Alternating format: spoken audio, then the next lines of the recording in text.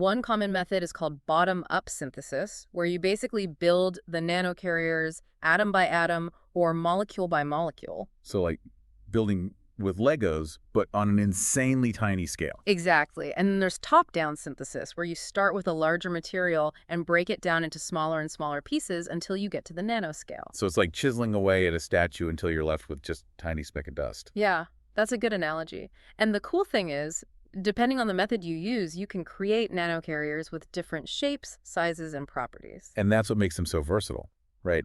I mean, you can tailor them for specific applications like drug delivery or scenting. Exactly. So let's say you want to deliver a drug to a specific part of the body, like a tumor. You could design a nanocarrier that's coated with molecules that bind specifically to tumor cells. So it's like a guided missile, but for medicine. Yeah, pretty much.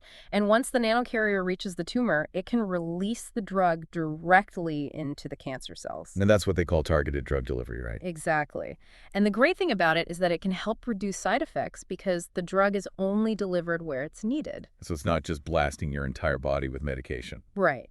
And it can also make the drug more effective because it's concentrated in the right place. No, that's what I'm talking about. Making medicine work smarter, not harder. Absolutely. And the poster actually shows an example of this using a material called PLGA, a biodegradable polymer. They basically encapsulate a drug within this PLGA matrix, and by adjusting the thickness of the PLGA layer, they can control how long it takes for the drug to be released. Oh, wow. So like you could have a nanocarrier that releases the drug over a few days or even a month. Exactly. That's the level of control we're talking about. That's just incredible. It's like having a tiny pharmacy inside your body. Right. And it can be incredibly beneficial for patients, especially those who need long-term medication. Like imagine only having to take your medication once a month instead of every day. That would be life-changing for a lot of people. Yeah, totally. But I know nanocarriers can also be used for sensing. How does that work? I mean, how can something so small detect things? Well, that's where those noble metal nanoparticles come in, like gold and silver. Oh yeah, those were mentioned in the poster too. Right, so these nanoparticles have these unique properties that make them incredibly sensitive to their surroundings. What kind of properties are we talking about? Well, for example, they have this phenomenon called Surface Plasmon Resonance, where light interacts with the electrons on the surface of the nanoparticle. Okay, I'm trying to picture that. So light hits the nanoparticle, and then what?